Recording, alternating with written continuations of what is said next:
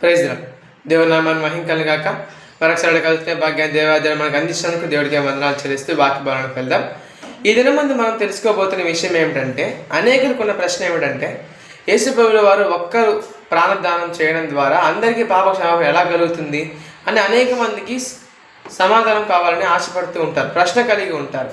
మనం రోమిలికి రాసిన పత్రికని మనం చదవగలిగినట్లయితే, రోమిలికి రాసిన పత్రికలో పౌలు గారు మనకు వివరిస్తుంటారు ఏమిటంటే, ఎలాగైతే పాపం ఆదాము అనే ఒక వ్యక్తి ద్వారా మనకి ఈ ప్రపంచం అంతటికీ వ్యాపించిందో, ఎలాగైతే మనకు రీసెంట్గా కూడా మనం చూసాం కరోనా వైరస్ ఒక వ్యక్తి ద్వారానే ప్రపంచం అంతా కూడా వ్యాపించింది.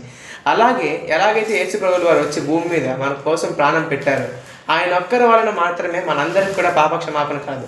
కాబట్టి ఆయన ధైర్యంగా చెప్పుకోగలిగారు అందరి ముందు కూడా, నేనే మార్గమును, నేనే సత్యము, నేనే జీవమును.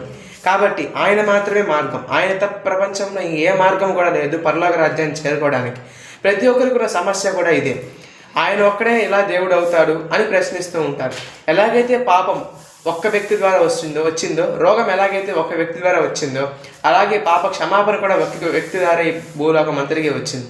కాబట్టి దీన్ని గమనించగలని కోరుకుంటున్నాను. ఈ వాక్యం దేవుడు దీవించి ఆశీర్వదించుగాక. ఆమేన్.